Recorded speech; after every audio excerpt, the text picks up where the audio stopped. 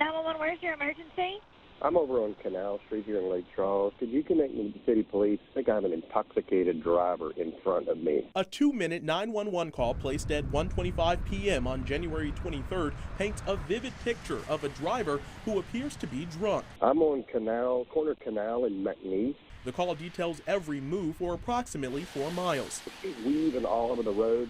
Tried to turn the wrong way onto Interstate 210 on Lake Street, and she's crossing the center line. The caller gives dispatchers a license plate number. Documents obtained by 7 News revealed the driver, later identified as U.S. District Judge Patricia Minaldi, passed through busy intersections and school zones. Still are heading towards S.J. Welsh. Yeah, toward S.J. Welsh and Barb. She's crossed center line to the right again.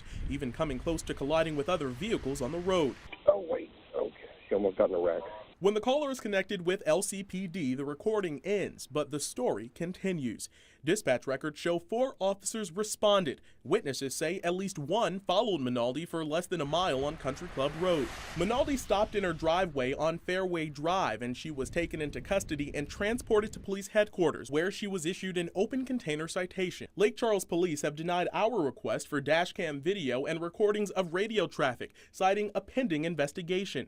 Minaldi paid a fine for that open container violation, which City Attorney Billy Lofton says closes that portion of the case. That open container violation may or may not be dispositive of all of the issues in this case. So the simple explanation of the status is that there's an open file, investigatory file, at the City Police Department relative to this incident. As for why Minaldi didn't face additional charges, police aren't talking, but Lofton says he trusts the police did the right thing. Police officers have a large amount of discretion as it relates to issuing citations. It happens every day, up and down every street, and I trust that they did their job.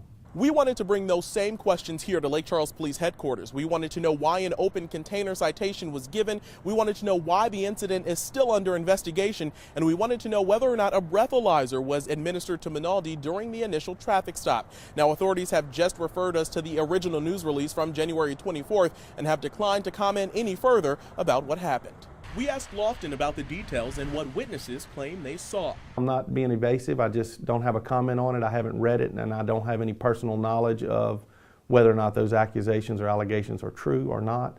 And so I really don't have I'm not in the proper position to comment on them. We contacted Judge Minaldi about what happened. She declined comment, telling us she's paid the ticket and it's over, which may not be the case after all. She's weaving like an S down the road. This is a very routine type incident that the City Police Department deals with, and this incident will be handled just as any other person's case.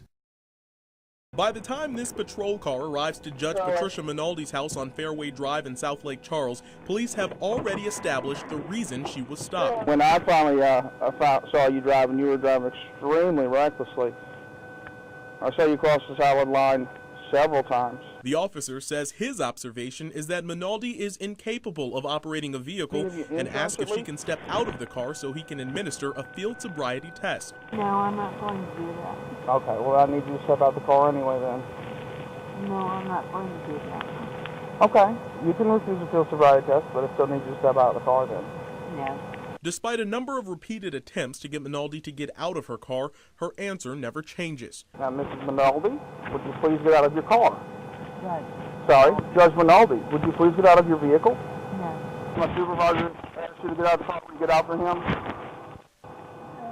You're not going to get out for him either? Nope. Now I'm ordering you to get out of your vehicle. You just ordered me to Yes, do ma'am, I that. can. Get out of your car. Get out of your vehicle. I am in my own property. That's correct, because you refused to pull over until you got here. After 19 minutes, I'm going to place you in an escort position and remove you from your vehicle now, okay? the officer places her under arrest. You have the right to remain silent, and anything you say can be used against you in a court of law. You have the right to talk to a lawyer. Do you think I don't know that? While searching the car, officers find a cup of liquid. Is that white wine? I have no idea. You don't know what that is? No. smells like white wine to me. En route to police headquarters, Minaldi is heard asking for other police officials. I didn't hear who you asked to contact.